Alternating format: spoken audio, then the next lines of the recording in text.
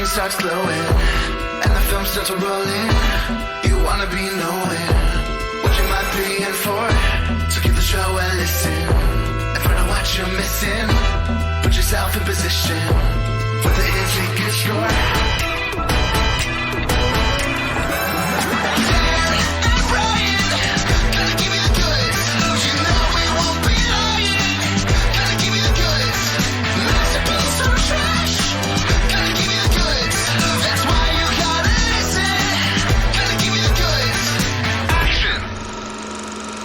Hi, everybody, and welcome to The Goods, a film podcast. This is Brian speaking to you through the ether, and Dan is here as well.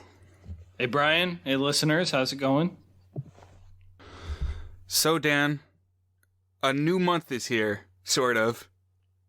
That's right. It doesn't always quite line up with the calendar when we sit down to do these things, but we are here at the cusp, the commencement of a theme month.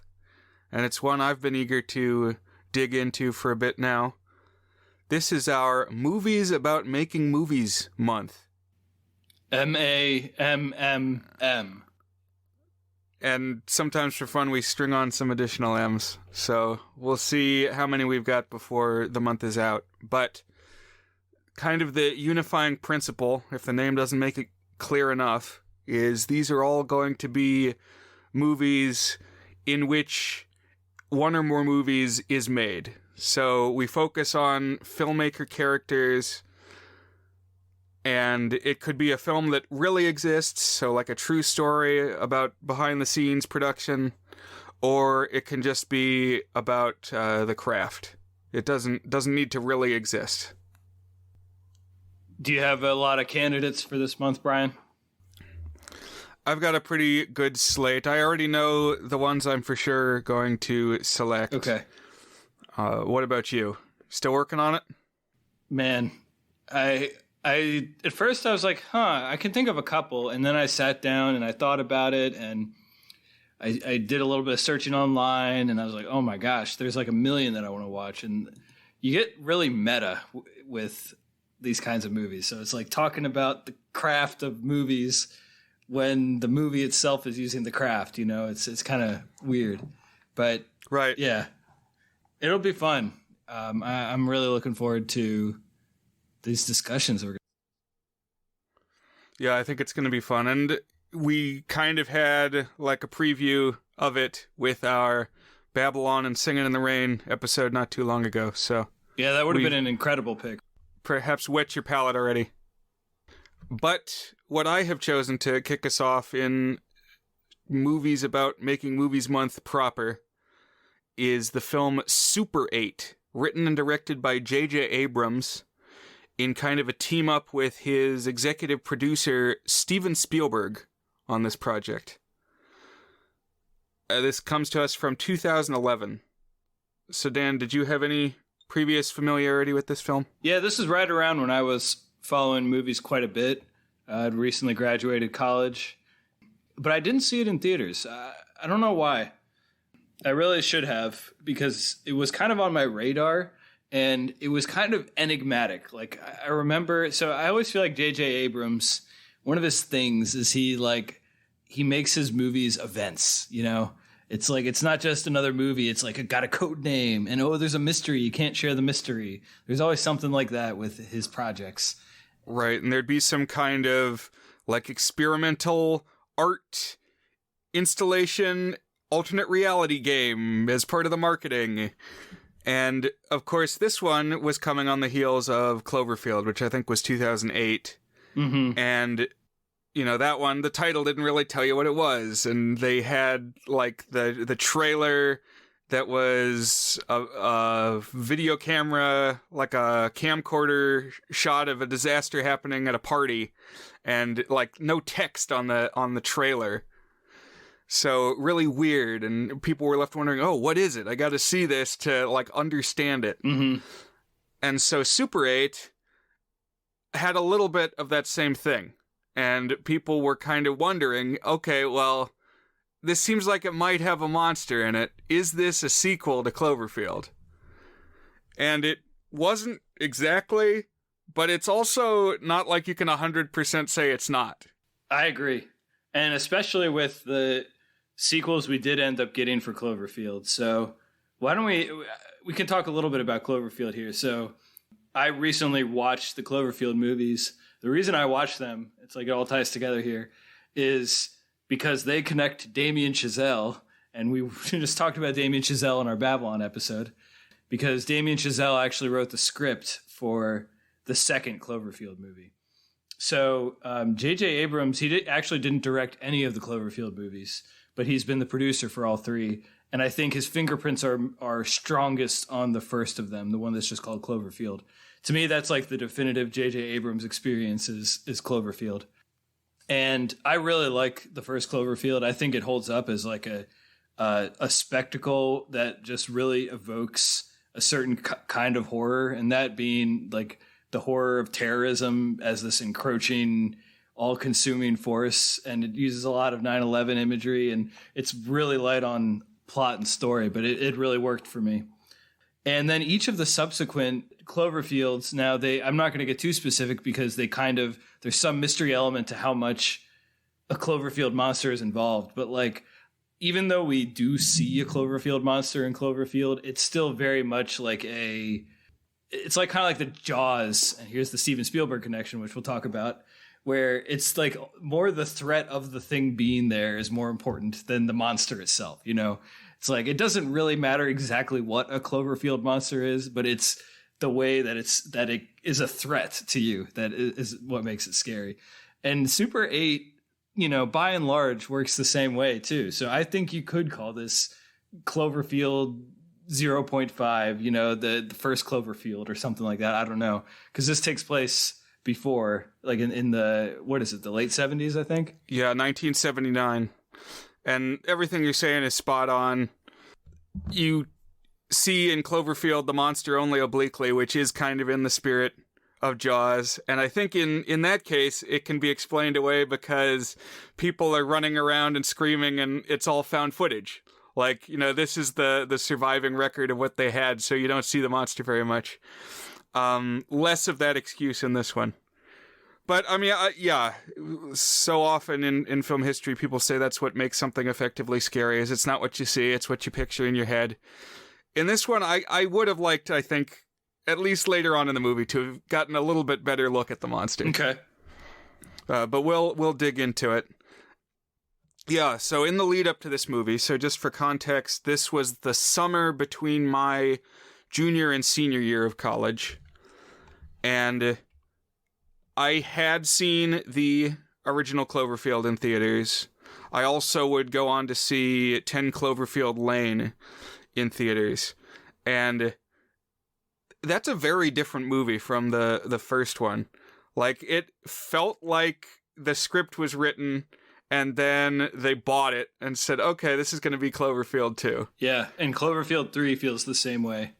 It's like Saw 2 is that same way, where literally it was like a different film, and then the first one was successful, and they're like, we want a sequel to this.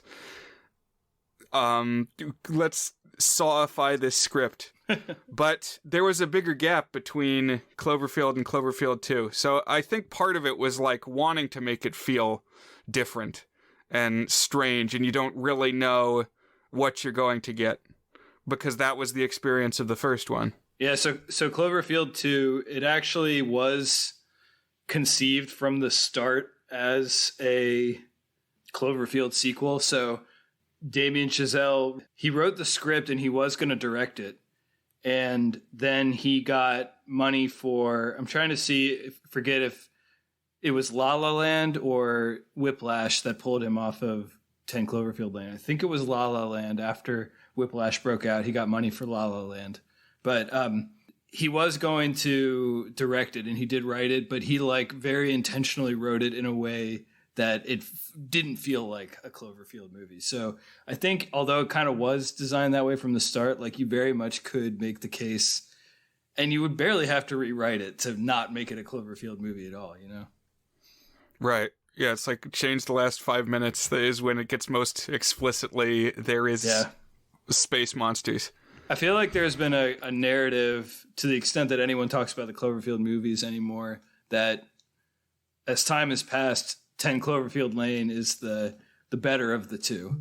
It's kind of the more unconventional one, or at least it goes in an unconventional direction for what you expect from Cloverfield.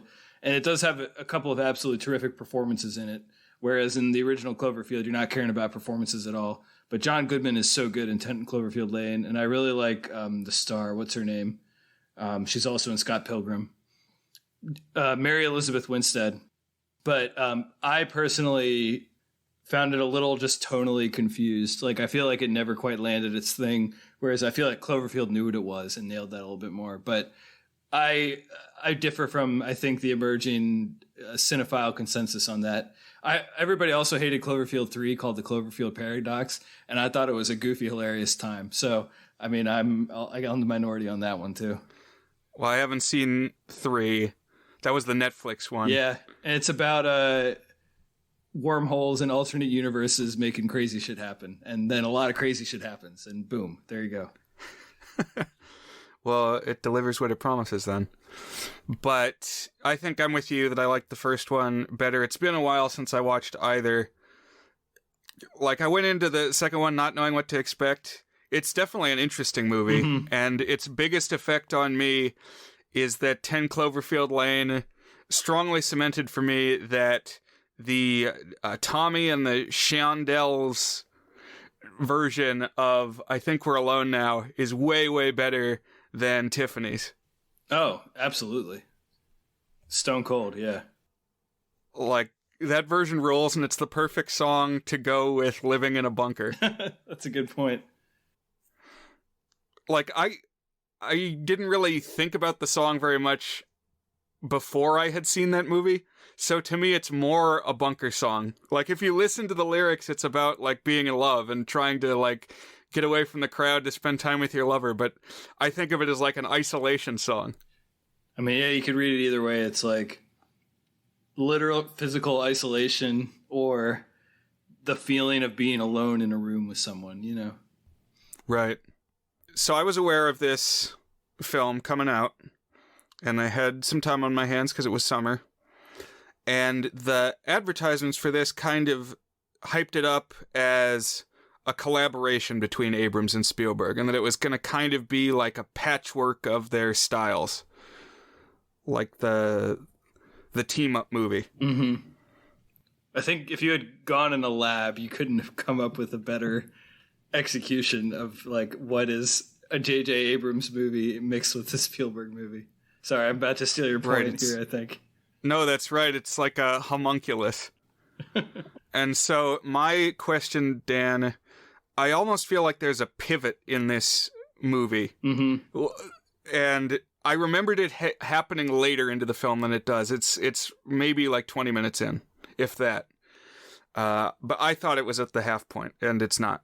But I was wondering, can you think of movies where there's some big tone shift, even maybe to the point of a genre shift partway through? And in the cases that you can think of, does that tend to serve the film well or set it back, or is it a mix? So you asked me a question just a couple days ago that now makes a lot more sense, because there's a very, very famous one of these from the past few years. And I'll let you go ahead and talk about that while I'm going to think for a second on if there are any of those. Okay, well, I assume the one that you're thinking of is Parasite. Oh, no, that's not what I was thinking Best Picture winner from 2019. So the thing about Parasite, we've talked about it here on the show, it starts out as kind of a heist movie. Like, they're trying to infiltrate a household, and it's almost humorous in tone, the way they're pulling one over on this rich family. But then there's like a moment where a light switch gets flipped, almost, when their scheme, somebody cottons onto their scheme, and, like, now it's serious. Like, the whole rest of the movie is takes on this grim tone. But there are moments of even bigger shifts where it's like a whole different kind of movie. One that I think is the perfect example, and one where it actually works, is it's called From Dusk Till Dawn. That's the one I thought you were going to bring up because you just asked me out of the blue if I had seen that a couple days ago. Right. So From Dusk Till Dawn, I don't want to spoil it for anybody, but the way I was introduced to it was Buzzed On Movies co-host Teddy introduced me to it, and he played it for me. He didn't say anything before he put it on, and then he put it on. And it's a team-up between Quentin Tarantino and Robert Rodriguez, who brought us the Spy Kids franchise. And that one is really like a half and half. And what I love about it is the title is so good, From Dusk Till Dawn, and it works perfectly for both halves of the film.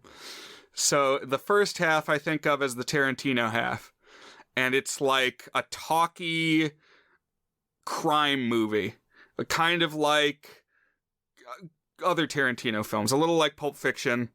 There are these two, I think they're brothers, and they've like stolen something, and they're going south of the border with this booty that they've taken, and they have to lie low at like a safe house overnight. So that's movie one.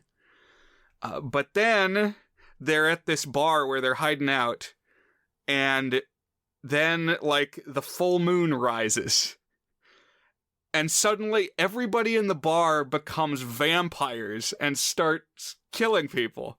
And there's just monster mayhem happening. And then the whole second half of the movie is a horror, like a corny, campy, and like both halves are violent, but it's a different treatment of the violence. Whereas in the first half, it's like it's kind of serious, and the second half, it's like crazy funny. And both halves are good, and that perfect title like serves as a linchpin to kind of hinge the two together. Interesting, yeah. Yeah, I feel like to some extent you can't really answer this question without doing some spoilers, you know, because it's like... Right. It's like, whoa, this is different than it was building towards. It's like a left turn, you know? Parasite's a great recent example, and you can like pin that down to an instant. It's like when the doorbell rings, it's like they're reminiscing in the house that they have kind of commandeered while the rich family's on vacation. And then the doorbell rings, and then from that moment on, it's just a different breed of film. Haven't seen From Dusk Till Dawn, but I definitely want to. And apologies if we just spoiled that for anyone. If you want to talk classic film, to me, like the canonical example of this is Psycho. You've seen Psycho, right, Brian? Right. And I mean, that's got a lot of twists in it that are probably all famous. And I'll just say it goes from someone on the run trying to make an escape to a sort of murder story. And in a way that's very compelling with like, it pulls you out of your seat. I watched that maybe 2 years ago for the first time in a while. And it's a full-on masterpiece for sure. We talked about Cabin in the Woods, Brian. I don't know if that's the halfway point. It kind of like breadcrumbs you there. So it's not like a hard pivot out of the blue, you know? That's one I thought of too. Right. Yeah, because, I mean, we kind of see behind the veil right at the start in that one. Yeah. But another example I would point to, you know, I love to talk about it, is Titanic. Oh, man.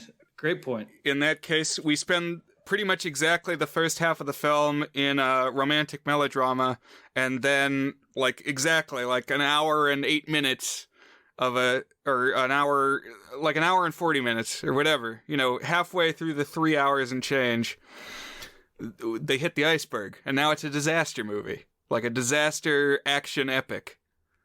And that's another case where I think it works pretty well. Two more examples that, again, you're verging into spoilers here. Not verging, you are spoiling. I'm sorry I spoiled Titanic, guys. The ship sinks. Well, mine, I think, are a little spoilerier, the one I'm about to say at least. So, Gone Girl. Have you seen Gone Girl, Brian? I saw Gone Girl, yep. In theaters, actually. Yeah, so jump ahead 10 seconds if you don't want Gone Girl spoiled. But I really love with that one. I think it's got a lot of plotting problems that I would kind of question. And in some ways, it kind of undermines itself, which this would be an interesting one to talk about because I have a lot of thoughts on Gone Girl. But I like how it basically starts as like a generic, like, lost woman, the man must step up and solve the problem, to like a hyper weaponization of feminism in the second half. And it's very interesting. And it kind of kicked off a whole genre of like unreliable narrator women thrillers where domesticity and patriarchy is as much the villain as anything else, you know. That's a good one. The biggest plot hole in that movie is that she didn't want to spend time with Neil Patrick Harris. Maybe, yeah. Although he's very gay, isn't he? I mean, not in the movie. Yes, but I mean, then maybe even less of a threat than is portrayed. I suppose. And then the one last one is there's this movie that came out last year that was a big hit in some of the film circles that I frequent, but I was pretty medium on. It's called Barbarian. And it actually started as a one-act movie, or like a one-act script, I think. I don't know if it ever got made into a short film, that the guy who made it then turned it from a one-act thing into a full movie. And so that one's not a halfway point, but at the end of the first act, it takes a very hard perpendicular turn in what the movie is. And I thought the first act was the best act, or the best part of that movie. But that's another really interesting one where like the fun of it is that it just goes in an absolutely wild direction after it starts. That's one that my exposure to it is I heard the Buzzed on Movies recap. They did a whole episode about Barbarian. It definitely sounds interesting. I'm sure it spoiled the experience for me that I know a lot of the twists and turns, but it sounds absolutely crazy. Yeah. Worth watching at least, yeah. But there are a couple cases where I really did not appreciate a sudden pivot in tone, and I'm going to list a couple of those now. Did you ever see the movie Hancock, Dan? No, that's Will Smith, right? Yeah, it's Will Smith as a superhero. And the first good chunk of the movie, like maybe even more than half of it, the story is very much a comedy because basically he's Superman. Like he was an alien who came to Earth, and on Earth he's got superpowers. So he's like super strong, got all the Superman stuff, he can fly. But because of that, he like can't relate to anybody. And he has like poor social skills, poor hygiene, because he's just distanced from everybody. Nobody lives the way that he lives. And like sometimes he'll like accidentally hurt people. And he's not embraced and celebrated the way that Superman is. And so entered Jason Bateman from Arrested Development, who says he's going to be Hancock's PR guy. He's basically going to be his like spin doctor and help turn his image around. And so, okay, I like this. I like this premise. This is interesting. And like the whole first half of the movie, that's what we're dealing with. It's like funny hijinks of him trying to reform his image with Jason Bateman's help. And then suddenly there's this woman in the story who is like, on one hand, she's a love interest for Hancock, but it also turns out that she is kind of a Kryptonian as well. She's from whatever planet he's from. And there's like this whole ancient lore that their souls are entwined, but they can't get close to each other because if they get close to each other, it's like holding magnets together and it like destroys the city. And it becomes very much this like action thing and a romance, and it was just too much. And it was introduced really late in the story. It's like, no, give me back that thing that I had for the first act and a half. That was my feeling, at least. Yeah, I remember that one being divisive. I'd like to catch up with it at some point just to form my opinion on it. That's when Will Smith was starting to take some swings. I saw a couple movies around that. I liked that he was just going a little bit out of the... I mean, I guess that's still a blockbuster, so maybe that's not a good example, but yeah. Another example of this that I saw a long time ago, so my memory is not as fresh, but it's a movie from Peter Jackson, actually, in the later 90s, so before Lord of the Rings, but it's called The Frighteners. Have you ever seen that one? No. So this is like a horror comedy starring Michael J. Fox, and he is a Ghostbuster, except he's a con man because he has friends who are ghosts, and he sends them on ahead to haunt the house, and then the homeowners have to pay him to come get rid of the ghosts, and then they move on to the next house. Okay. So again, great premise. Sounds funny. I love that. But then, like halfway through the movie, they run into the ghost of like this totally debauched, horrible serial killer, who is then like this true evil presence. And I mean, I guess it works okay, but it really was like a downer. Like this, what had been like a breezy comedy was now suddenly like dark and more actiony and horror-y. I don't know. It doesn't always gel, is my point. Huh. Yeah. That's interesting. I don't know. Sometimes I feel like they're intentionally challenging the audience to like, oh, there's a dark undercurrent to whatever things you feel like you're enjoying or something like that. I don't know. It can get like pseudo-arty or something. Yeah. Yeah, maybe there's something to that. I think you could be right. We aim to provide challenging cinema on this podcast. Yes, no filmmakers are more challenging and obtuse than JJ Abrams and Steven Spielberg. And on that note, I guess let's get back on track with this movie that we're focusing on today, Super 8 from 2011.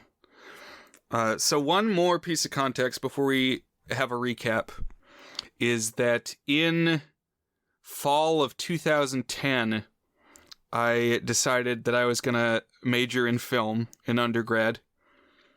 And I wrote and directed my first short film, which was a zombie comedy called Undead Presidents, No Damnation Without Representation.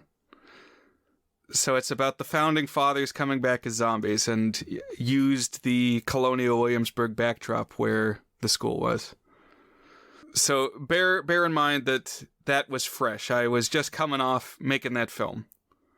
And then this comes not too long after that. Super 8 does. That's synergy, I think. Yeah, and we'll get into why that is as we describe the plot.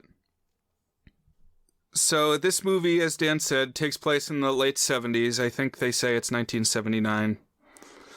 And it's in this Rust Belt town in Ohio. I guess not a real town. Apparently they shot in West Virginia. But, you know, it's like the stereotypical company town in that area of the country. And we open with a shot. Apparently, JJ Abrams came up with this shot before anything else, of a days since an accident sign at a factory being reset to 0. I feel like that is only ever used for comedy. This is the only time that I think I've ever seen it used for dramatic purpose and not punchline. I guess that's, yeah, true. It works pretty well here, because what has just happened is that our protagonist's mom got smashed by a girder. Hilarious. We don't see it. Yeah, but they talk about it, that a steel beam dropped down and just squished her. It's not exactly the same, but I imagine the death in Rudy, which to me is like the prototypical factory death. I don't know if you remember that scene from Rudy. It's been a long time since I saw that one. What happens? Rudy and his best friend are working at a factory, and Rudy's best friend, who is kind of like in the Simpsons, the one character who they make a parody of it. It's his last day until he's going to retire. He's not a cop in this one, about to go on his last mission or anything, but he has all of this guy might die red flags going. Right. Or on Walk Hard, I've got a long, long life ahead of me. Right, exactly. But something goes wrong in the factory, and the best friend heroically tries to save it, but it explodes, and you see his burning body, like fall into the depths of the factory with Rudy shouting, "No!" So that's what I think of as the default factory death. That's what I had in my mind. Wow. Yeah, you're always liable to get pulled through a table saw or something. We need a tier list of things that Brian references most often. Yeah. So we don't linger on this visually, but it kicks off the story because next it's the son and his friends at the funeral for the mom. And we kind of get introduced to this friend group and their dynamic. And we're going to be following this group of kids, like preteens. I think it says they're 12. And I like these kids. It's good casting. They've got quick and witty repartee. Incredible casting, I thought. And I only knew one of the group. I was like, oh, I would watch a whole Netflix show about these characters. That's a little bit of foreshadowing. Yeah. And like they're making quips about like the finger sandwiches that are being served at the funeral. So, you know, even in this moment of darkness, there's some levity. And I was feeling Goonies at this moment. All throughout this movie, there's like homage and beyond to Spielberg movies. And just that we got this group of kids who have this like mile-a-minute dialogue, and they're going to be going on some kind of like covert adventure. It feels Goonies. Yeah, and I was already thinking of a couple of things. So one is the first season of The Wonder Years. So I feel like The Wonder Years, we really need to talk about it sometime, because I think of it as my favorite TV show of all time. And I feel like I'm the only one who has it anywhere near their favorite of all time. I feel like this show has gotten a reputation over time as just being like a schmaltzy nostalgia fest. And it kind of is that sometimes, but it could be really bracing and evocative in really interesting ways. And like just kind of go to some daring places and poetic places for, I mean, particularly like late 80s, early 90s sitcom. You know, that's how it was marketed. But one of the first arcs, it's like the first 3 episodes, maybe even just the first 2, but Kevin Arnold has a crush on Winnie Cooper, and he feels like he's making progress with it. And then Winnie's brother dies in Vietnam. And then I think it's the second episode, maybe or the third episode, is the brother's funeral, and he's trying really hard to flirt with Winnie at the funeral. And so like this whole weird juxtaposition of like kids just living their kids' lives in the midst of something tragic that's like traumatizing for one of the main characters, and like the way that everybody's kind of processing that, I was thinking of here. Oh, good call. I've seen a lot of The Wonder Years, but I wouldn't mind revisiting it. And I do kind of like the edits where you just see Kevin staring off into space and it cuts the narration that is always there. Yeah. Because man, did that show crutch on its narration. But Joe and his friends make movies. So Joe helps out his buddy Charles Kasnick, who is a budding director. He's kind of a husky child, as Rhett and Link say. And so Joe typically serves the role of doing makeup and sound work on the movies that Charles writes and directs. And the rest of this circle of friends is also involved. There's this kid named Carrie who is like a pyromaniac, and he does effects work. And they have this other, like this nerdier kid named Martin, who is their lead actor, at least in this project that they're working on. There's one more guy. His name is Preston. To me, he was too similar to Martin, but I think maybe he works the camera. Also, partway through the movie, they get separated, and then Preston is just not with the group anymore. Yeah.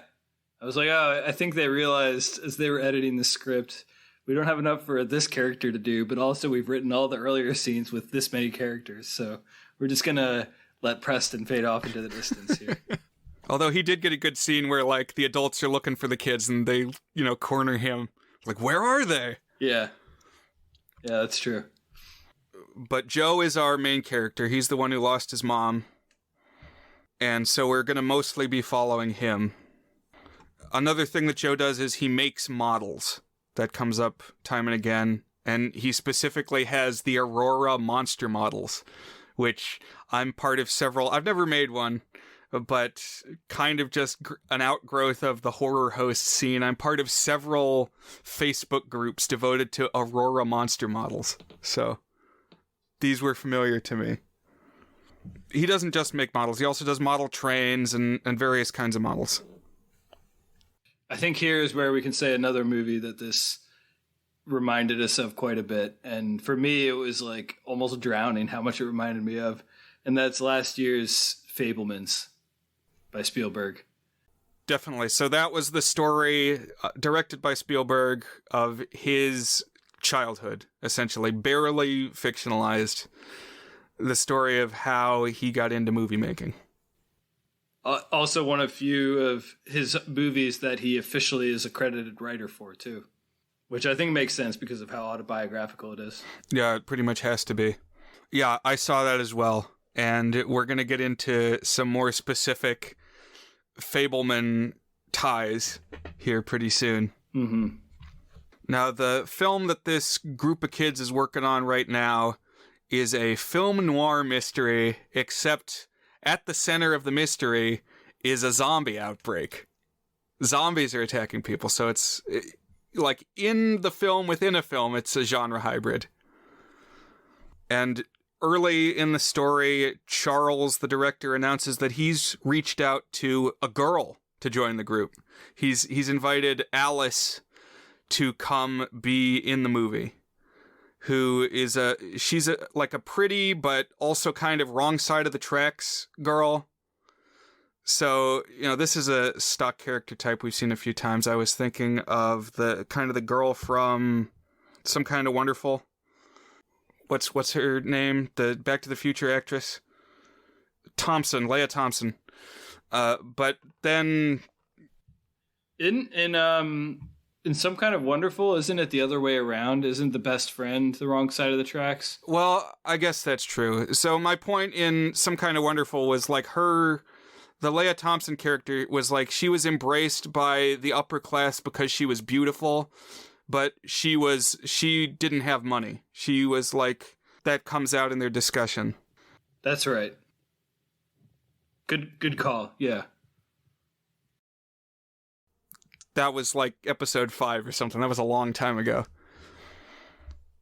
But anyway, so now Alice is here, and we figure out pretty early on that Joe's got a crush on Alice. And like he's kind of blown away that Charles was even able to talk to her and get her to be involved with this goofy project they're working on. And Alice is played by Elle Fanning. So back in 2011, like Dakota Fanning had made it big. She'd been in the live action Charlotte's Web. She was in War of the Worlds with Tom Cruise, another Spielberg movie. Mm-hmm. And so Elle Fanning was Dakota's kid sister. Although I think at this point, Elle Fanning has probably done more than Dakota Fanning has. Yeah, is this like a Macaulay Culkin situation? How so? Well, the one child actor makes it big and is kind of famous as a child actor, and then their sibling sneaks in with a more productive career. I think so. Did Kieran come first? Or was Macaulay first and then Kieran got a role? Well, no. Macaulay came first, and then Kieran, and to a lesser extent, Rory. I mean, maybe the Olsen twins are a better example, followed by Elizabeth Olsen. Yeah, I was thinking Olsen twins with Elizabeth Olsen. I'm still hoping for Trent Olsen's breakout. We got to get him on the screen. Call him up, see if he'd appear on the pod. We missed our chance with Jansen. We gotta jump on these things. Make hay while the sun shines. R.I.P.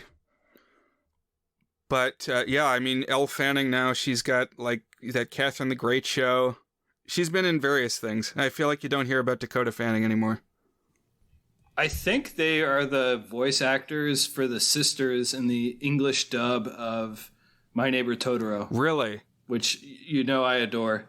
So that was a long time ago. So that must have been when they were just getting started. They were very young. Yeah. Well, so the dub wasn't made when the movie came out. The movie is like as old as me, and I mean they're both younger than me. I think the dub was in the early 2000s, but they were both young. They sound like little girls in the movie. Wow, I didn't know that. But she shows up, and she's, like, cooler than all of them. She drives a car, even though they're 12. So they start getting footage for this film that they're making, the zombie movie. And one of the first scenes that they shoot is they're filming at a train station. And something that Charles is always saying is that he wants his movie to have production value. So, like, if something real is going on, he wants to capture that to, like, add reality to the story. And, like, that's his justification for having even a girl in the story. It's like, we gotta have production value, guys. So I thought that was funny. But they're here at this train station, and they're setting up the gear.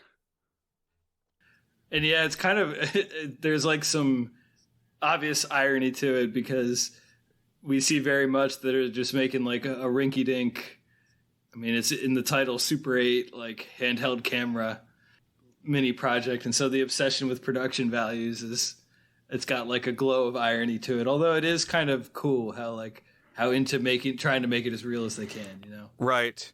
And we even get a scene where like the magic of the movie is like bigger than the sum of its parts because it turns out that Alice is like a legitimately good actress and does kind of raise the bar.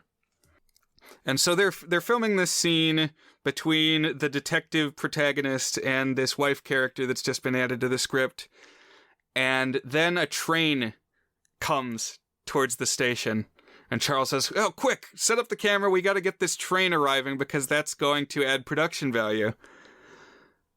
And then as they're filming this train, somebody drives onto the tracks in front of the train.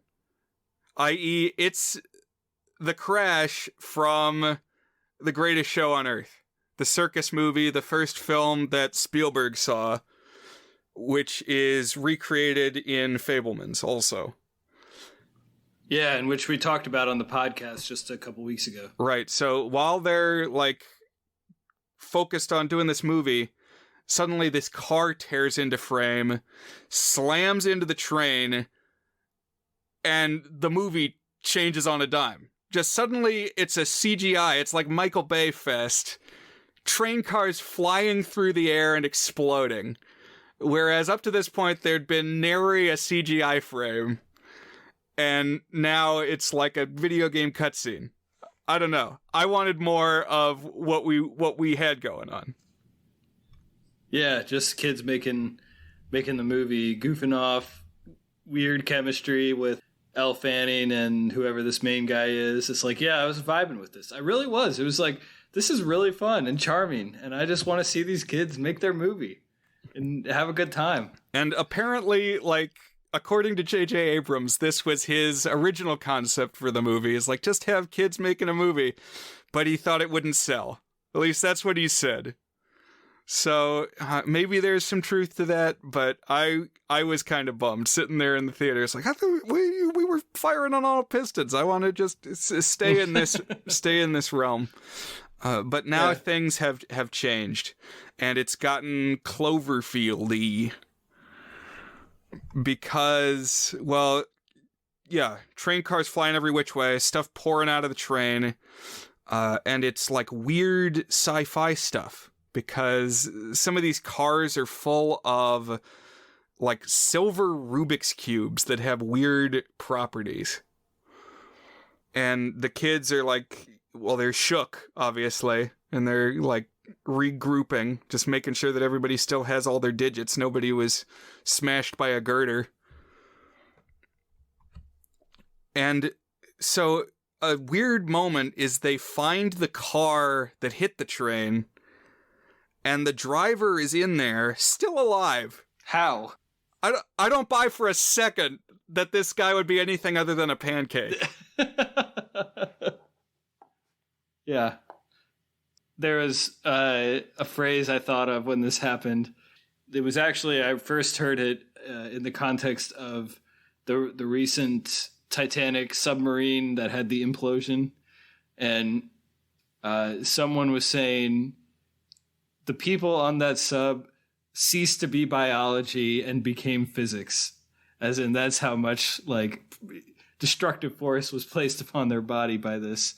And I was like, this dude should have ceased to have been biology and have become physics with the force of this train and the extent of this crash. Yeah, I heard Stockton Rush called Captain Crunch. So, it would be over quick. Which, I mean, in some ways, like the case of the girder from the beginning of the movie, like there are worse ways to die than something that happens instantaneously. But this guy in the car is not dead somehow. And the kids recognize him. He's their science teacher. And he tells them that they need to get out of there because somebody is going to be coming to investigate this crash. And if they find the kids there, they will kill them. So he says, go, go. And they take off like as the authorities start to arrive. And they tear off in their car and get back undetected so far. I like the trope of the guy who you're not sure if he's paranoid and crazy, and it's you kind of spend much of the rest of the story figuring out whether he's paranoid or not. I feel like this movie didn't really drag it out, as we'll see, but it's always an interesting trope. And there's certainly a heavy dose of that in 10 Cloverfield Lane. That's right. Yeah, that's true. But now the military is on the scene and they're investigating this train crash. Apparently this train was operated by the Air Force and there's some kind of secret Air Force project involved. And Joe's now single dad is the sheriff's deputy in the town. And so he's kind of also doing his own investigation, and he's on like the side of the little man, the common folk, and he's going to try to get to the bottom of what's going on for the townspeople. And so this is now like a combination of other Spielberg movies. Like we've got elements of E.T., because the kids left their camera behind at the scene of the train wreck, and it captured something while it was still rolling. Some mysterious creature emerging from the train. And now the military is investigating. So, like, that is like E.T. There's a weird creature in the town. Kids are gonna have a connection with it, but the authorities need to shut it down. But then I also saw like elements of Jaws, because you've got the like good guy cop who says something's going on here, and the authorities say no, stay out of it, nothing's going on here, this is an idyllic town and nothing is happening. Also, I think at this point we need to talk about the Netflix series Stranger Things. Dan, have you watched much of Stranger Things? So I've seen like 3 or 4 episodes. I feel like me and my wife do this a lot, is we try a show and then we like it enough to watch a couple episodes, but then it doesn't hook us sufficiently to impel us to watch more. And that was what Stranger Thing was, is we liked it. It's not that we didn't like it, but we just never managed to make time to see it. And then at some point we're like, hey, you want to feel like trying something new, different show? Sure. And then we just never went back and finished Stranger Things. So I've seen like 3 or 4 episodes. Yeah, so I've watched the first 3 seasons so far.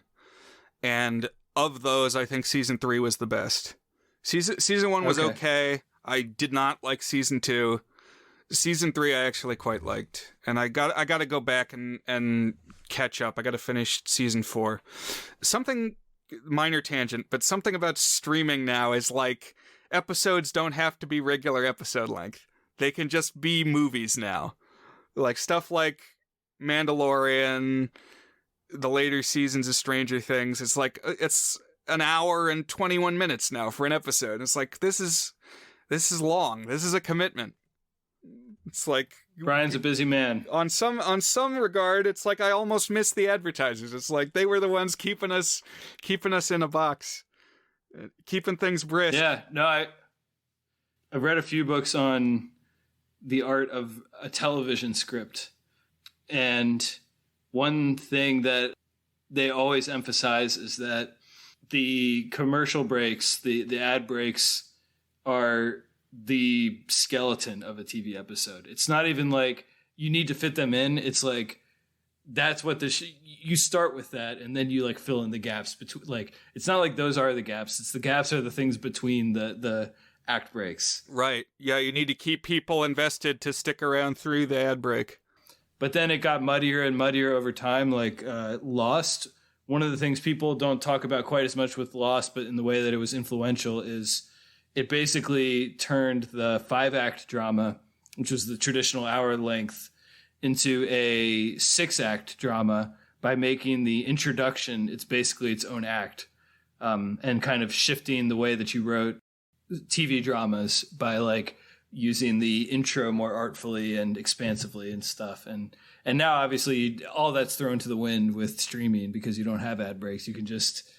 I mean, some people even say, oh, we wanted to make a 13-hour movie and we split it into 8 pieces and, something like that. And Lost, of course, from JJ Abrams. Oh. So it all comes together. Yeah. This is a cohesive, planned show. Yeah. Damon Lindelof was the co-creator with JJ Abrams, and I think there might have been one other guy, but those were the 2 most famous ones. And I've seen the next show that Damon Lindelof made is The Leftovers, which...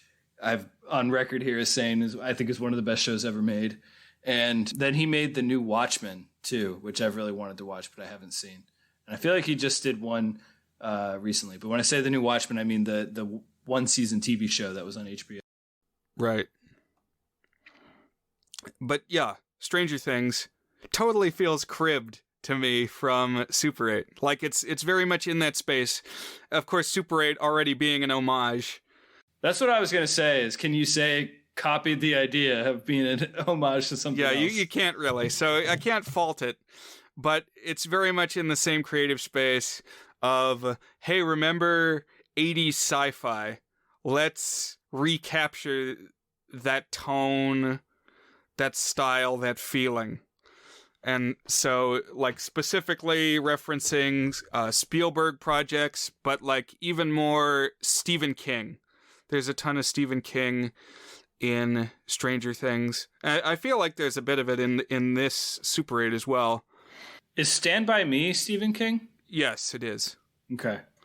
So is It, which I'm going to talk It here soon. Have you seen either film version of It? No. All right. So back to that in a minute. But like go down a laundry list of plot elements in Stranger Things. You'll see there's a lot of overlap. Because, okay, you've got this group of, like, dorky kids, and so in Stranger Things, they're like a D&D group. They play D&D. Here, they're making monster movies. But then something weird starts happening, and a sinister government group is covertly working on a project in the town, and as you learn more, you find out that they are studying some kind of alien or extra-dimensional entity.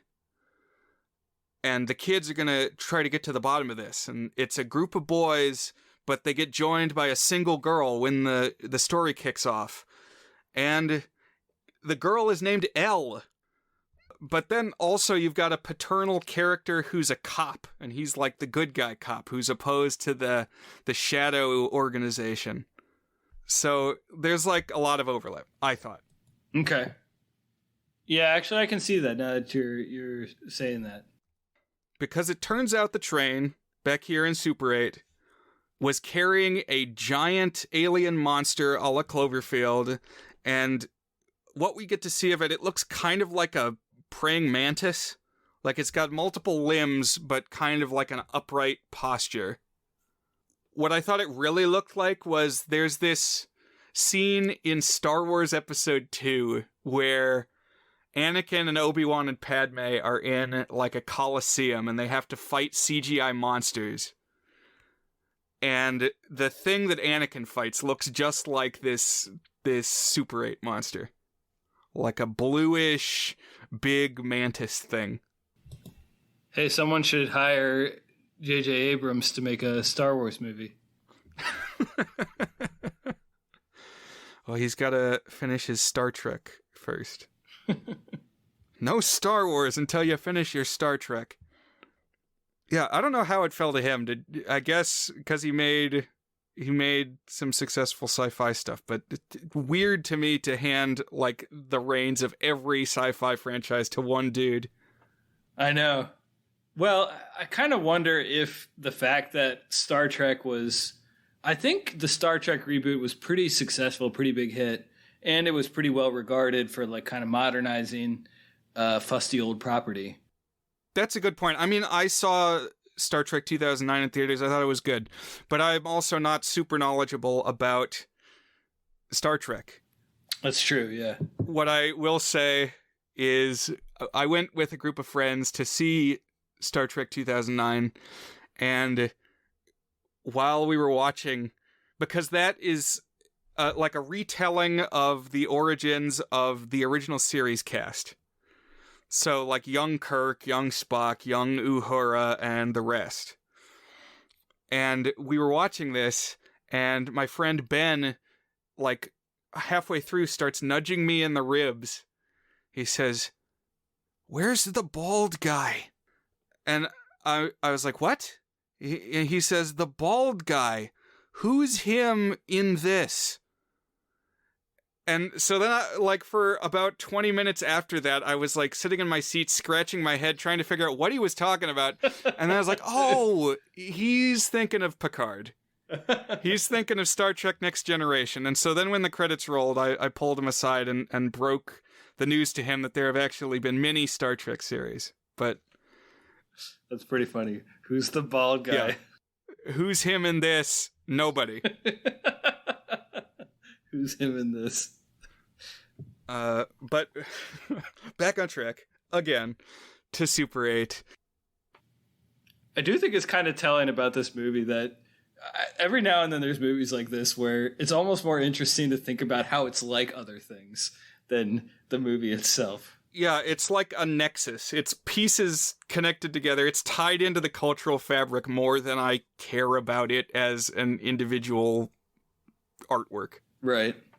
Anyways, not to keep us too far off track here. Yeah. But, so there's a monster now. We're in a monster movie. This thing is prowling around the town behind the scenes and causing weird things to happen. Like it's taking a lot of metal devices. And the dogs in the town are running crazy. I don't remember exactly what's causing that to happen. I guess this thing just has a weird energy field or something. But I was also seeing this time, Dan, connections to a movie that you've brought to the podcast, which is The Iron Giant. Did you see any of that? You know, I didn't think about it, but there definitely are some things there. Yeah. Because you've got this big thing, like, taking all the metal in the town. Right. And there's the government bad guy agents looking into it, but the kids know what's going on. Yeah, and then kind of this Americana element to it. Yeah, like Cold War period. Yeah. In fact, I think somebody even says, "Is it a Russian invasion?" Oh yeah, they do. Yeah, that was kind of a goofy line. It was like, "Hey, remember, it's the Cold War, everybody. They're going to talk about the Russians," and sure enough, somebody Picasso. But amidst it all, the kids keep making their movie. Like they're doing that too. It's summertime and they're making use of the daylight. And they're like always on scene where something is going on with the alien, also making part of their movie, because they got to have their production value. So like, okay, well, we'll go and film at the wrecked train cars. We'll go and film at the military installation.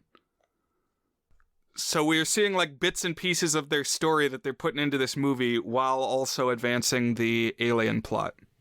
Yeah, it's like a chance for them to really get some like legit production values into their film. All right, so you got like the train forensics investigators and the military guys filing by in the background. And amidst this backdrop, Joe and Alice are growing closer, experiencing mutual attraction. And so now I want to say why this movie has really stuck in my memory, which is that there's this scene in it which I feel like I have lived prior to this movie being made. So almost like JJ Abrams is spying on me or something. But this exact moment in the film when Joe is putting zombie makeup on Alice and she says, "How do I be a zombie?"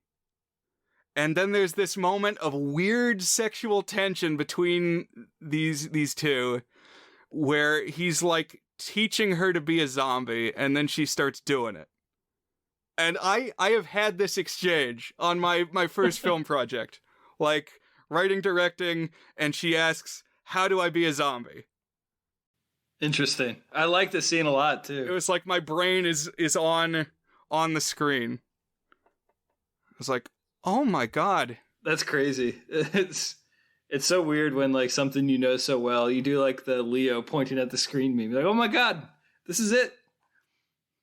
But this was the scene where I was like, I just want to watch these kids just make a movie and see like what happens and stuff. And I don't know. Right. To me, it's definitely the best part of the film, of this weird hybrid project.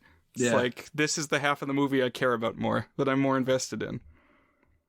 But this also introduces conflict into the group because Charles discloses to Joe that the whole reason that he reached out to Alice in the first place is that he had designs on her too.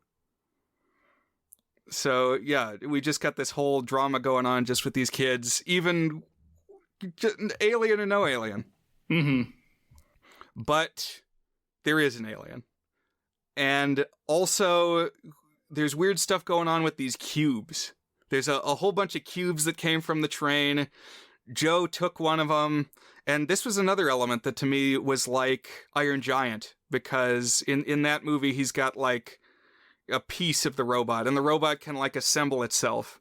And all the pieces are kind of autonomous and can form back together when summoned. Right. They have like a tracking device where it's almost like hive mind or something like that. Like they can sort of each think independently, but they also all know what their mission is. Yeah. But things build, and eventually the military decides they got to evacuate the town, and so everybody is kind of shipped off to like a Hurricane Katrina type evac center, and they're all just sitting tight. But the kids sneak off to do more investigating, find the monster, track it down, and they want to go to the science teacher's. He's got like a trailer, like a parko somewhere, I guess on the school grounds or something. But because they realize that the science teacher knew something about the creature and how to deal with it. So here in this middle act, that's what they're after, is figure out what the science teacher knew. Also, up until this point, the science teacher is still alive. The like bad guy military dudes have him in an Area 51. Yeah, they bring him out again, and I'm like, you gotta be fucking kidding me, dude. Like, what is up with this science teacher? He gets hit by a train, he survives, and then he gets taken away by the, like, I thought he was bleeding. Like, I thought we saw him die. I thought it was like, oh, that's the end of the the teacher, and then now we're 40 minutes later in the movie. Yeah, me too. It's like they just needed him to, like, you know, lurch forward and grab somebody and say, "Get out!" But no, he's still just malingering. 40 minutes later, here he is. It's like, what the hell? I'm glad you felt the same. Because now, just to show how bad the bad guy is, he, like, knifes him or something. It's like, this dude is gonna expire from his injuries, surely. But, I mean, maybe not. He's the hardiest guy I've ever seen. It would have been a great ending at the end of the movie after all this had gone down, that the science teacher walked out and gave a pat on the back to the hero. Like, you did it, son. I would like that ending, I think.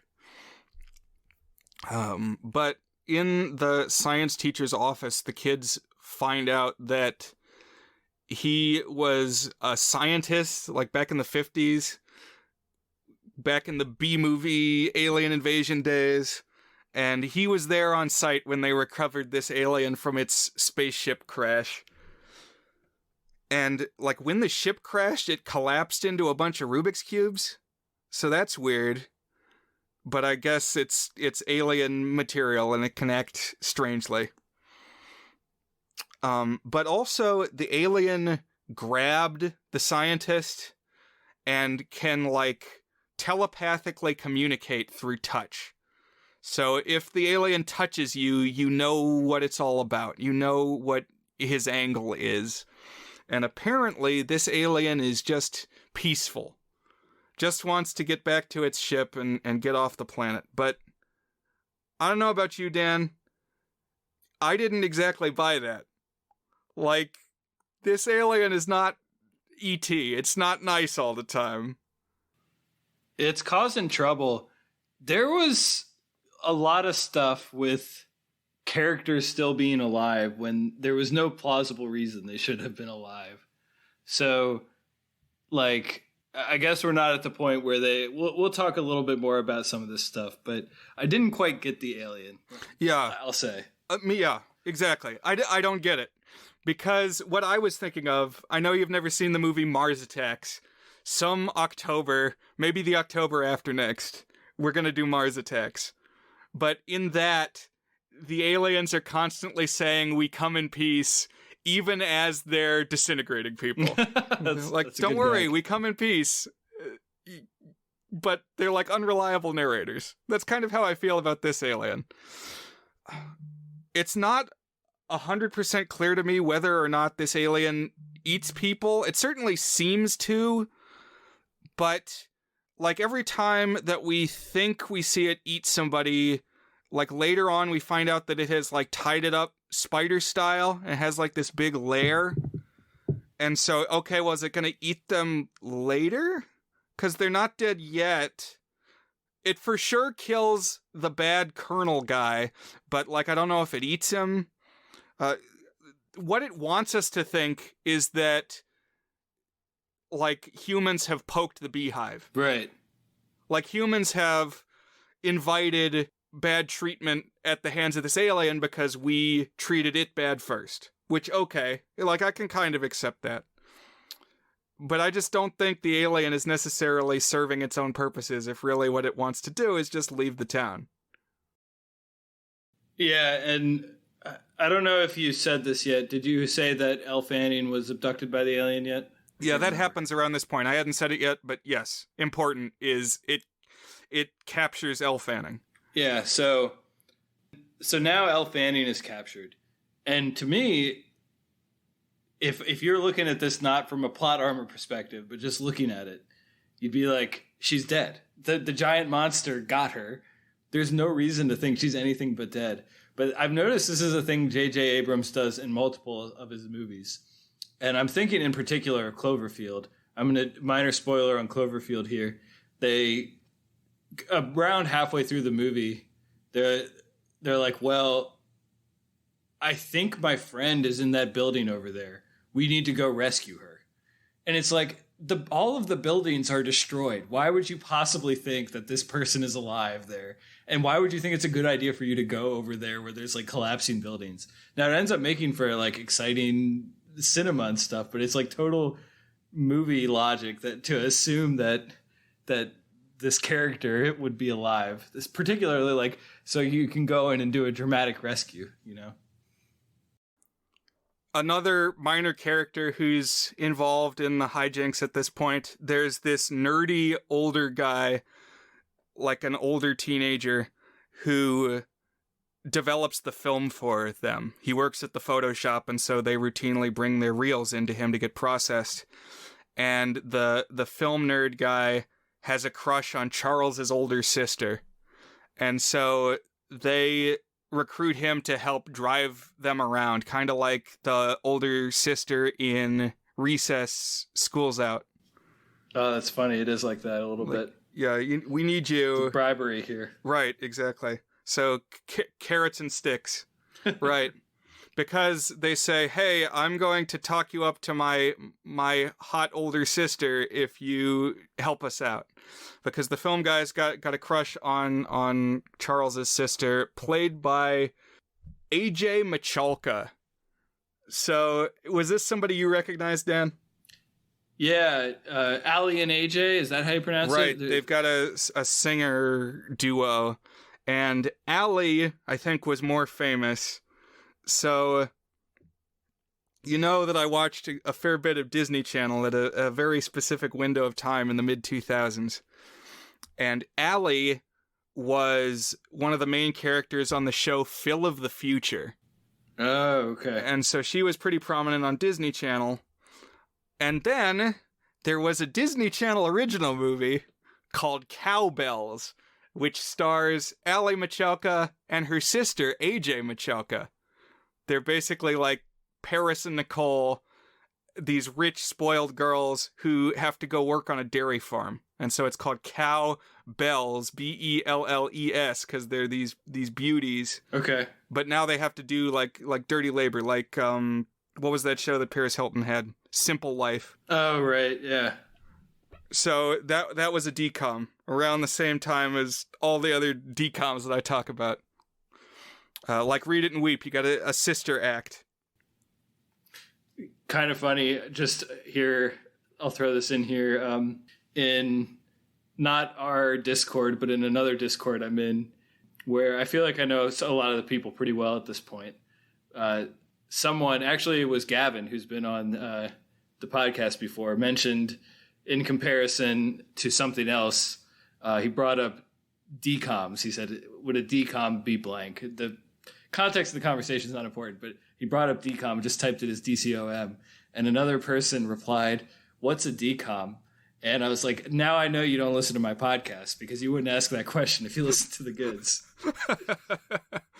That's good. I like that we are influencing the lingo of others. It's all part of our big psyop. Not that we necessarily have claim to the phrase, but it's such... Like, I don't even think about it when I say it anymore. Like, I just assume that everybody knows what a DCOM is when I say it. Yeah. Same thing like when I say AWOG. You know it's Amazing World of Ghosts. Yeah, I know it. Yeah. But this whole thing of roping in the older sibling to drive you around on your adventure, there's also quite a bit of that in Goonies. And then also another movie that maybe we'll have to watch sometime is Paranorman, the Leica project, which I think was also like hearkening back to stuff like the Goonies. I see, yeah. But has that same element. But the military is like closing in on the alien in the town, only the like weird energy from the alien makes all their guns go off at once. And they have tanks and stuff too, and so now like just everything is exploding. Like I would think you would figure out that happened a little earlier, a little more piecemeal, like before all the artillery is there. Like a gun would go off and say, "Oh, we got to pull back." Right. It's like weird. I didn't fire that. Yeah. But it's just instantly a big mess, and the military is like bumbling. It's it's almost comical. Right. Well, so now is this the same time when all of the metal goes flying, or do the guns first? I can't remember. Well, it's just like everything is exploding. Like the shells and the bullets are all going off. I see. The metal flies together at the very end, pretty much. But so the adults are ineffectual. They're not achieving their goals. But the kids are getting to the crux of the matter. They trail the alien down into a tunnel system under the town where it's got like a big nest, and it's got a bunch of people like spidered up in cocoons for maybe it's going to eat them. I don't know. But it's got them like long-term storage down there, which again doesn't serve the alien's goal of wanting to leave. Right. I feel like if it was really intent on leaving, if it got something in its way, it would just be like, you're an ant. Okay, be gone. Like, I step on you, ant. Right. Like, swipe it aside or whatever. Like in, what's the weird one? Fantastic Planet, the little humans, like with the big blue aliens who they just treat the humans as pests when they're in the way. They like exterminate them and kick them out of the way and stuff. And it's like, that's what a monster would really do if we were a tiny little inconsequential thing to them, you know? Yeah. So it's weird. What exactly this monster wants from moment to moment seems to shift. But this whole setup of the kids tracking the monster down into like the sewers, and it's got a nest down there where it's dragged all its victims. This is it. It from Stephen King. Okay. Like very much it's the climax of it. And even in that story, like when they see its true form down in the sewers, it's like a big spider thing. Okay. So I was definitely seeing that here. This is the moment where I was like, well, you guys got real lucky that it turns out that A, she's still alive, and B, when this guy goes after you, he doesn't eat you. He doesn't just slice you in half that he very easily could. But good for them for figuring it out and making it work. Yeah, because the monster... Initially, the Pyro Kid distracts it with some fireworks, because you gotta have something for the Pyro Kid to do. But then it grabs Joe, and it scoops him up. The aliens got him, but senses his good vibes. They have this, like, telepathic exchange, and they realize that each other is cool. And the alien, I guess, knows that Joe has gone through some stuff, because he lost his mom. And lets him go, puts him down, and then climbs up out of the sewers into the town. I guess it's ready to leave now. For some reason, it wasn't before. Well, another thing is it's gotten together all this metal stuff from all over the town and is building something. So that, of course, is very E.T. Like, get together all the electronic odds and ends to work on your project, because E.T.'s got a phone home. Mm-hmm. But it like climbs up a building in the town, and now all the townsfolk can see what it is, see the alien, and it like uses its magic energy to summon all the metal bits together. And for whatever reason, it doesn't need to be the cubes from before. Like, some of the things are the cubes. But ostensibly, to start with, the whole ship was made of cubes. And, like, those cubes should still be around. It has the ability to summon the cubes. But a lot of this ship that it's making is not cubes. So I don't really know how it works. You do get some cool effects of, like, the car flying through the air, magnetized and stuff. But, yeah, I didn't quite know what was going on here either. And then... you'll get to what happened, and I still didn't quite know what was going on. Right. So my favorite moment, credit where credit is due, I liked when, like, one of the soldiers, his gun starts getting pulled towards the monster, and the guy actually gets lifted up off the ground. And, like, that looked pretty good. Like, that looked pretty real. Like, I would assume some part of that was practical. Whereas a lot of this movie is a CGI vortex. But then... the monster is like sitting there in the cockpit of his almost finished ship, but he needs one last piece before it's done and he can leave. And the magnet storm grabs the little locket that Joe has been carrying around that has a picture of his mom. And, you know, he's been clinging to this thing. But now he's had this journey, this arc, and he's finally ready to let go. And he lets go of the locket, and it zooms up, makes the last piece of the spaceship, and the alien can zoom off to the stars. It's a little on the nose. Yeah, I was like saying ugh to myself, because I feel like there's a lot of horror movies, especially even more so these days, where like the monster is a metaphor for the character's trauma. Mm-hmm. Like, can you name some examples of that? Oh, I mean, I just recently watched Hereditary, where basically it involves demonic possession. That's basically a metaphor for the grief of them losing a grandparent at the start of the film, and then another loss later in the film. Yeah, great example.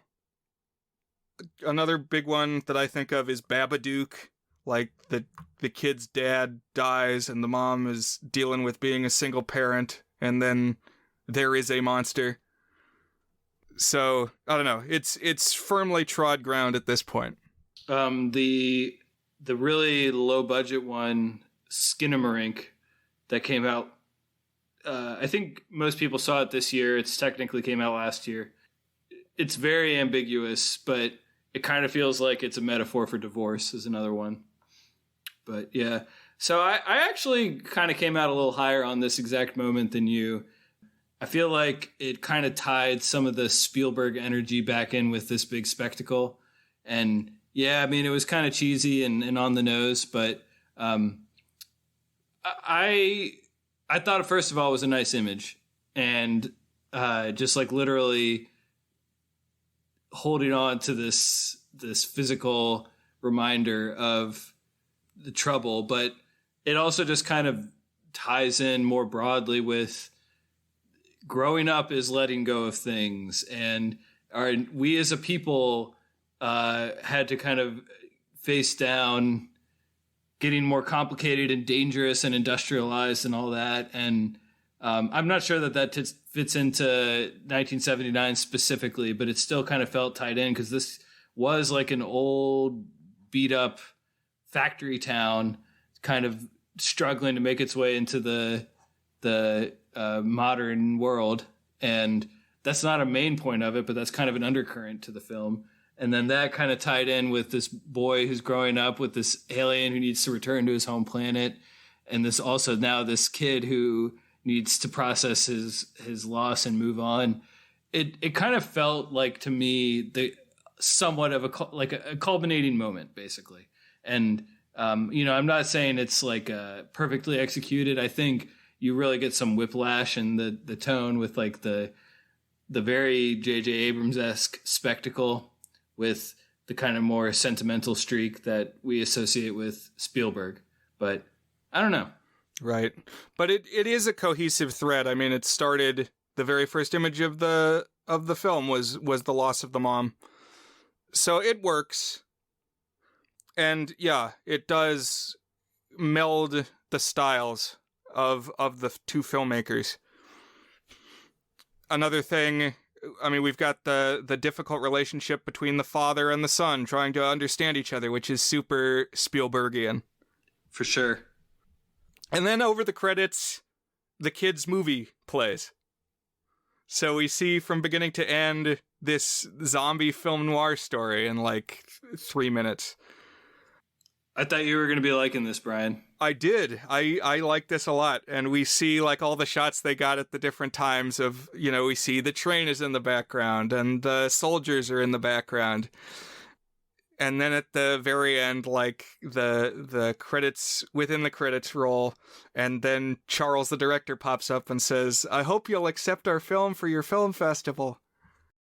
Which to me was a little bit of a winking Spielbergism. It kind of would almost make more sense to have that punchline in the Fabelmans, It's like this famous thing with the Beatles on their rooftop concert, like, I hope we pass the audition when the band was about to break up, which was later spoofed in The Simpsons, where Barney says, ha, ha, ha, ha, ha, I don't get it. I think it's Barney who does that. Yep. The B sharps. Which one of many things on The Simpsons that I didn't understand at all when I first saw it. Still appreciated some of the jokes, but like didn't know that it all built on what had come before. Yeah, it was all Beatles, yeah. They put the baby on board sign on their car. Now people will stop intentionally ramming our car. Of course, now anytime I see somebody who's got that sign, that's always what I think. I've had multiple people bring up to me, I'm like, what's the point with the baby on board sign? Why do people put that on the car?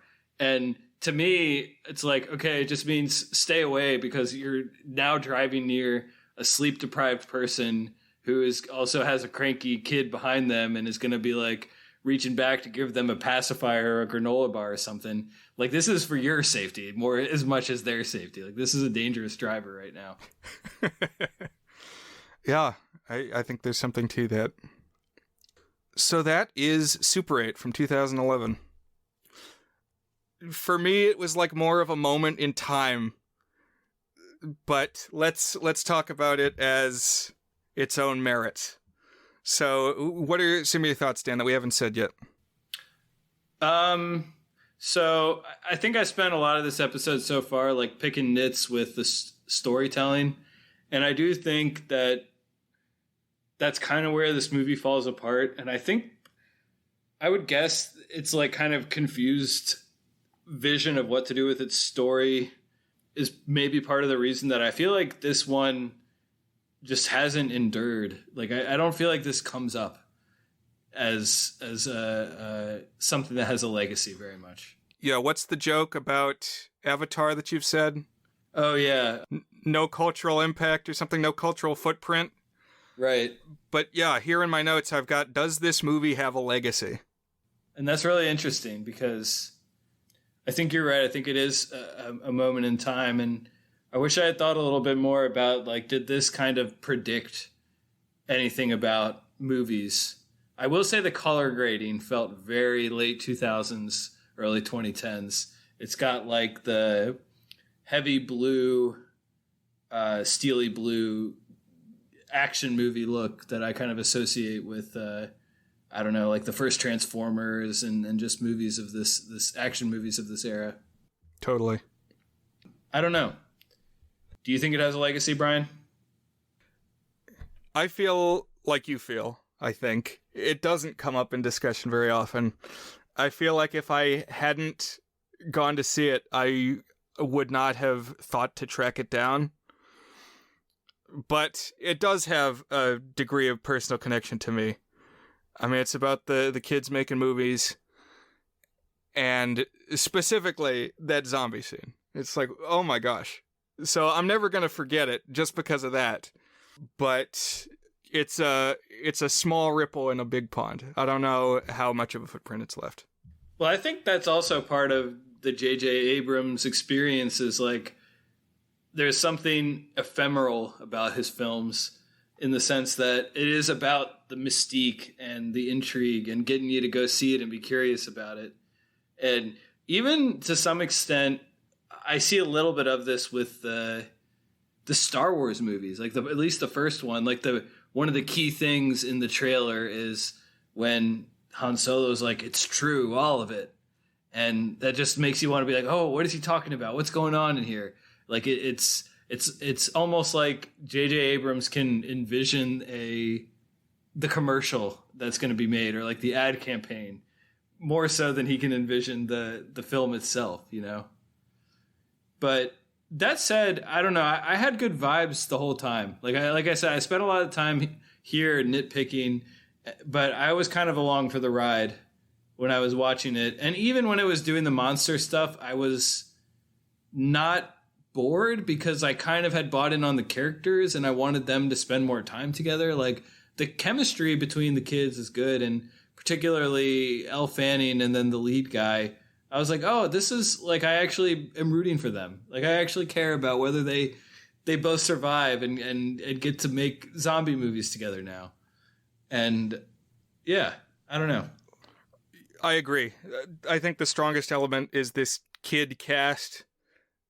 The circle, the filmmaking crew as a whole has a great dynamic.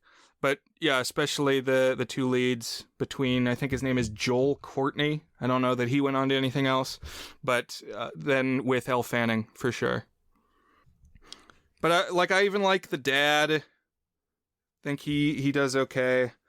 Care less about Alice's dad, who gets a good bit of screen time. I wasn't ever really sure how to feel about him.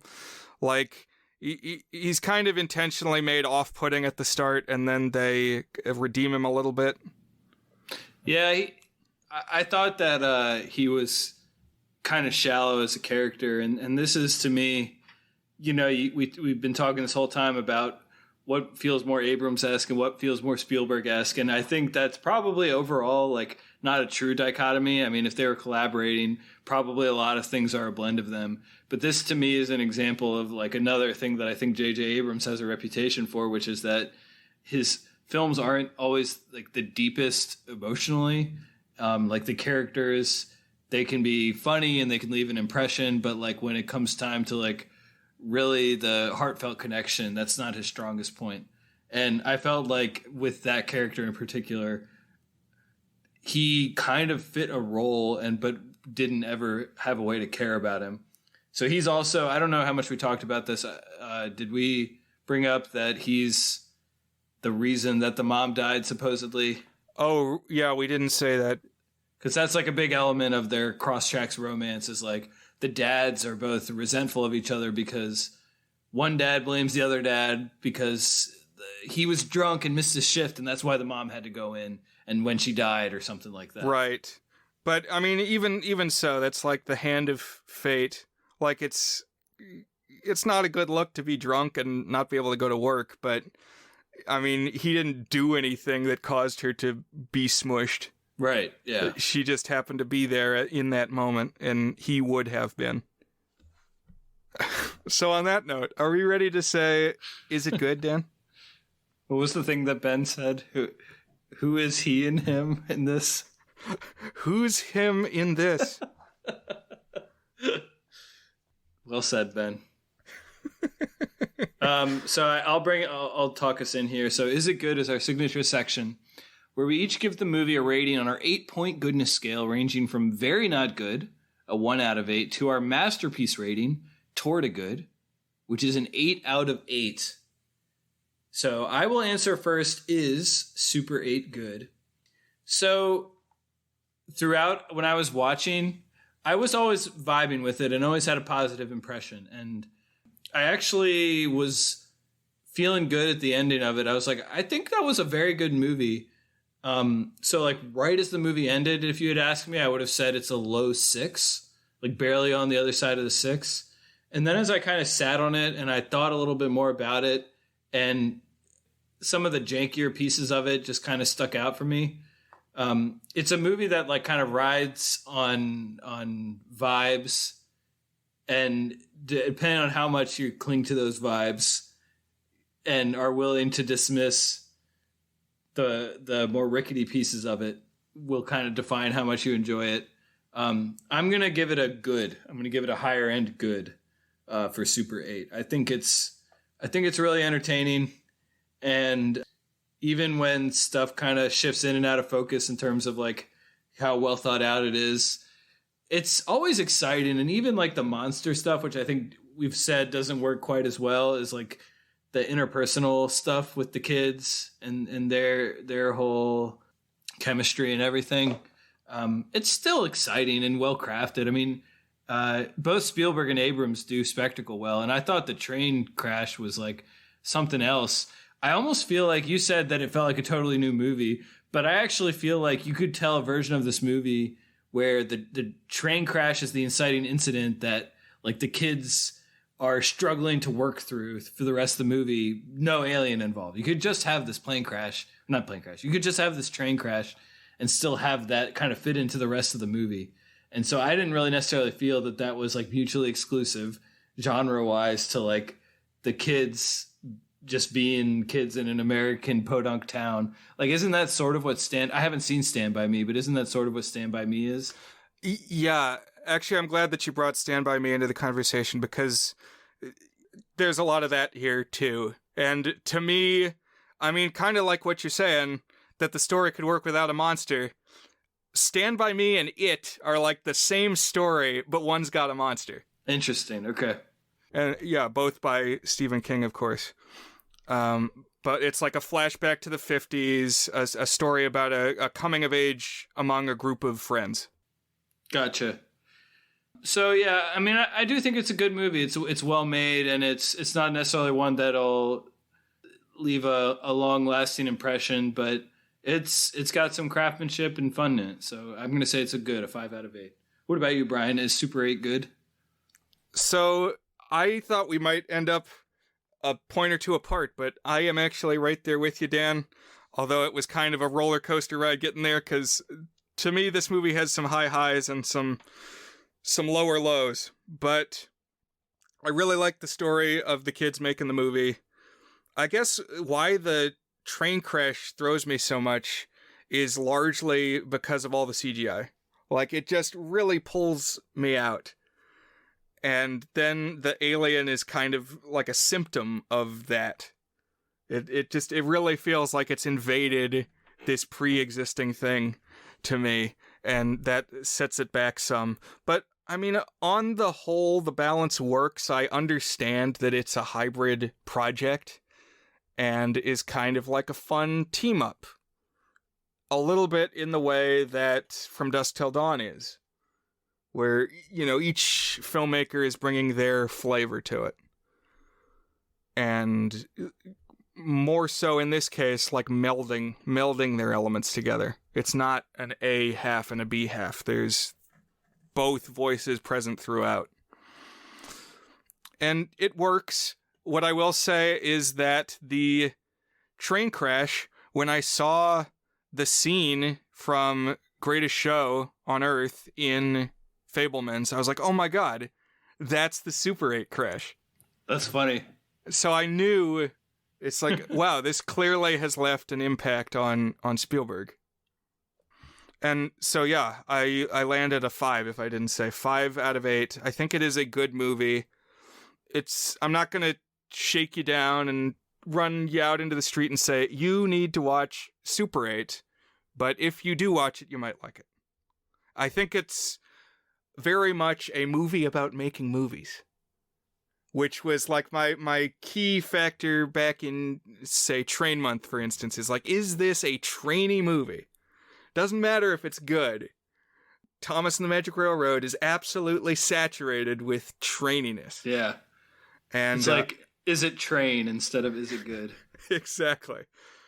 Do they make a movie? And yes, in fact, they do.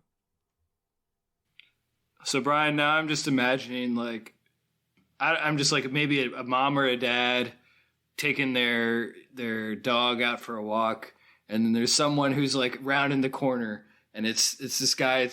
He's just like, he's almost foaming at the mouth. He's running down the street, and he runs up to him and says, "You gotta watch Super 8. You gotta," and then just keeps running down the street after that. To the next person. Gotta tell the next person. What do they say on The Simpsons?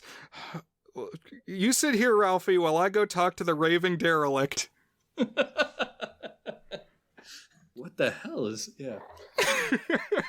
And thank you for letting me rave, listeners. Here in our first installment of the theme month. Dan, what is next? I think I mentioned earlier in the podcast episode that I just have like a massive list of movies that I want to see, some of which I've seen and want to talk about, some of which I just want to see for the first time. I think I'm going to end up picking... So there's kind of a couple of categories, and I decided that I'm going to, since usually for theme months, the person who kicks it off ends up picking 3 movies or 3 weeks worth of movies, let's say. And the other person ends up with 2 selections. So that means I'm just going to get 2 selections in this case, although I did kind of lead us in with the Babylon Singing in the Rain, so we'll count it. But what I'm going to do with my 2 selections is one of them I'm going to do kind of a movie that's, at least to my knowledge, the movie making itself is like just the framework on which the movie rests. It's not necessarily like formally the reason that this movie was made. And then the second one, I'm going to definitely choose something weirder and more meta, maybe something avant-garde. I haven't decided what that one's going to be yet. But for this week, I'm going to choose the classic comedy Sullivan's Travels, which I've never seen. I think it's typically cited as a screwball comedy. Have you seen this one, Brian? I actually have seen Sullivan's Travels. That was one we watched in film class in undergrad, so it's been a long time. This wasn't one of the ones you're going to pick, was it? Nope. Okay, good. So we'll watch Sullivan's Travels, 1941, directed by Preston Sturges. I don't think I've seen a Sturges film, so this will be a first for me. And then another thing, Brian, like I said, this one's kind of the comedy angle, also the angle where the movie making the being about movies is almost coincidental to the thing itself. I don't know if that's actually true in Sullivan's Travels. We'll see. But I also want to talk about another comedy that I really like, and that is Party Down. I think we've talked about it before, but I want to talk about the episode where they go to Steve Guttenberg's house. So I'm going to ask you to watch that episode again, or at least the scene where they 2 times reenact a script that one of the characters has written. Okay. And it's one of my favorite episodes, and then those are a couple of my favorite scenes in the movie. And I'll opine on Party Down a little bit as well, which I don't know if I've done on the pod before, but I'm always happy to do, even if I have done it before. Yeah, I think at most we've just danced around a little bit. So I'm looking forward to it. Do you know the title of the movie that they're making in Sullivan's Travels? So I think I do. I think I saw this spoiled for me somewhere when I was looking it up just to get some basic info on it. But is it Oh Brother, Where Art Thou? It's Oh Brother, Where Art Thou? And then the Coen brothers, of course, used that as a title for their movie about the Great Depression. So, yeah, when I heard that, it like blew my mind. It's like, what? Whoa! Gotcha. But cool. So, Brian, thank you for kicking off MAMMM, MAMMM. And glad to do it. Thanks for sharing the journey. I look forward to the next one. And listeners, join us again here on The Goods.